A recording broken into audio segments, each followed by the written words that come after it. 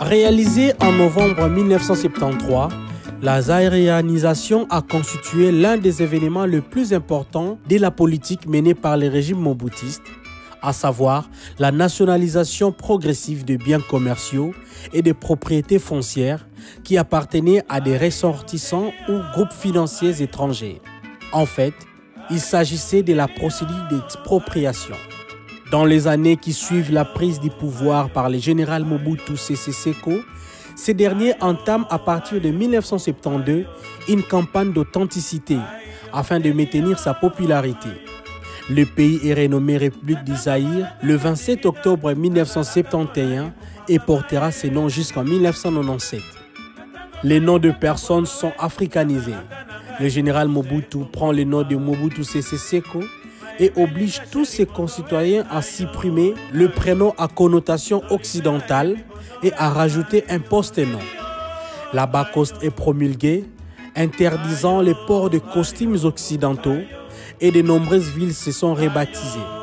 Avant que le pays change de nom, une nouvelle monnaie avait été introduite en 1967, baptisée Zaïre et destinée à remplacer les francs congolais post-colonial en tant que monnaie nationale.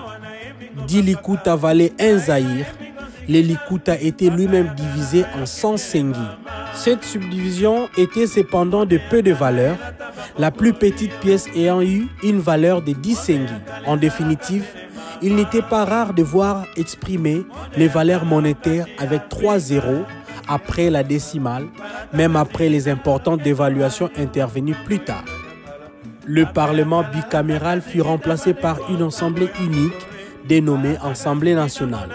Le président de la République avait le pouvoir de légiférer quant aux dispositions non prévues par les lois, sans préjudice de la Constitution. Sous certaines conditions, le président pouvait gouverner par des arrêtés présidentiels qui prévalaient sur les lois. Mais le plus important changement fut celui de la création du mouvement populaire de la Révolution, MPR en sigle, le 17 avril 1967, marquant l'émergence d'une nation politiquement organisée. Plutôt que d'être un parti considéré comme une émanation de l'État, c'est l'État qui fut désormais considéré comme l'émanation du parti. Dès lors, en octobre 1967, les responsabilités des partis et de l'administration furent mises en commun en une structure unique, assurant l'emprise du parti à tous les niveaux du pouvoir, y compris dans les provinces et jusqu'aux syndicats des travailleurs, des mouvements de jeunesse et organisations étudiantes. En peu de temps, les partis étaient devenus l'instrument exclusif et légitime de la vie politique du pays.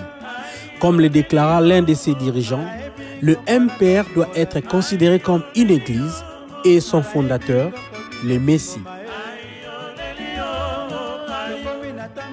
À la suite de l'indépendance en 1960, le Congo avait une période de 4 ans pour obtenir une constitution définitive. La constitution du 1er août 1964, dite constitution de Louloabourg, fut un État fédéral au régime parlementaire, le multipartisme et un parlement à 2 chambres. Elle fut rédigée par une commission présidée par Joseph Iléo. Cette commission constitutionnelle était composée par Marcel Lio comme secrétaire général et plusieurs jeunes universitaires, Etienne Tshisekedi, Barthélemy Dipumba, Albert Mpassé, Oumba Dilutete, Paul Mahoma, Henri Takizala, etc. La constitution du 24 juin 1967, ou constitution de la Deuxième République, dite constitution révolutionnaire, définit un État unitaire au régime présidentiel, prévoit au moins 2 partis politiques et un parlement monocaméral, c'est-à-dire une seule Assemblée nationale. Elle fut élaborée par Marcel Lio. Dans le fait, il n'y eut qu'un parti unique. L'acte constitutionnel de la transition d'avril 1994, ou constitution de la transition, a été rédigé par la Conférence nationale souveraine en avril 1992 pour permettre une transition démocratique. Celle-ci a été abrogée par Laurent Désiré Kabila lors de la prise du pouvoir et de ses forces rebelles de l'AFDEL le 17 mai 1997.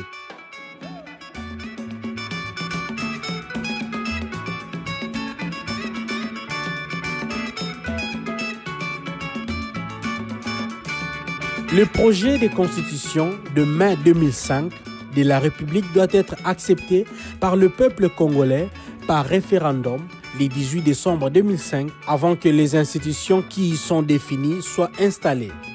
Des dispositions transitoires y sont définies. Il a été adopté par les référendums des 18 et 19 décembre 2005, puis promulgué le 18 février 2006 par le président Joseph Kabila. Voici donc, suite à la zaïrianisation, quelques nouveaux noms de villes changés par le général Mobutu. Léopoldville devient Kinshasa, Stanleyville, Kisangani, Elisabethville, Lubumbashi, Kostamensville, Bukavu, Bakwanga, Mbujimayi, Luluabourg devient Kananga, Benningville devient Bandundu, Tisville, Mbanzangungu,